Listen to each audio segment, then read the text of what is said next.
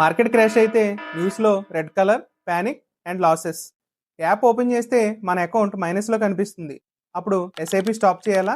ఈ video end వరకు చూస్తే మీ ఫియర్ మొత్తం క్లియర్ అయిపోతుంది. ఫస్ట్ థింగ్ చెప్పాలంటే మార్కెట్ క్రాష్ అనేది నార్మల్. 2008, 2020, 2022లో మార్కెట్ క్రాష్ అయినా కూడా రికవర్ అయ్యింది. Crash is temporary but growth అనేది పర్మనెంట్.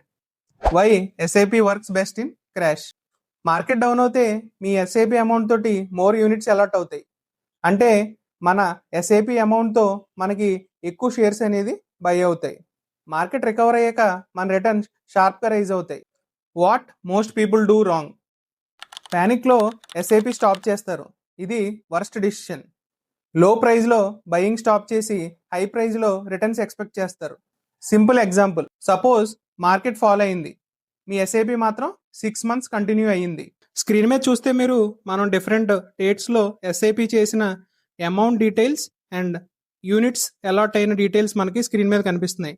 మీరు 20 December 2022లో మనం ఇన్వెస్ట్ చేసిన అమౌంట్ 1000 రూపీస్కి మనకి 275 రూపీస్ ఎన్ఏవి వచ్చింది. ఎన్ఏవి అంటే నెట్ అసెట్ వాల్యూ. అంటే మనం ఇన్వెస్ట్ చేసిన 1000 రూపీస్కి 3.6 యూనిట్స్ వచ్చినాయి మనకి. అదే మీరు 10th February 2023 చూస్తే 1000 రూపీస్కి ఎన్ఏవి ప్రైస్ వచ్చి ఆ రోజు 248 రూపీస్ ఉంటుందో మనకి 4 యూనిట్స్ అలాట్ అయినాయి.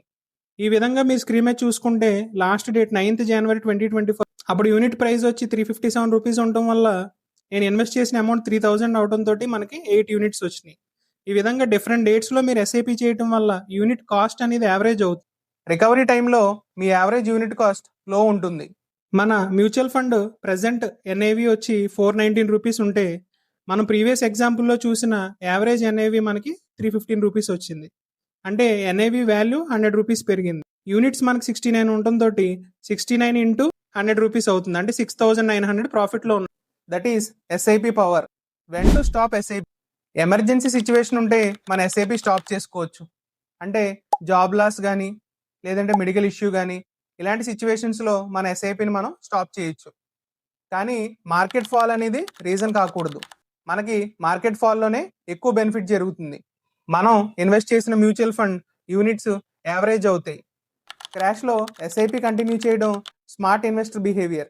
నెక్స్ట్ వీడియోలో చెప్తాను స్టెప్ అప్ ఎస్ఐపితో ఫాస్ట్గా వెల్త్ ఎలా బిల్డ్ చేయాలో. మన కంటెంట్ మీకు నచ్చినట్టయితే like, comment and subscribe to professor Varma talks.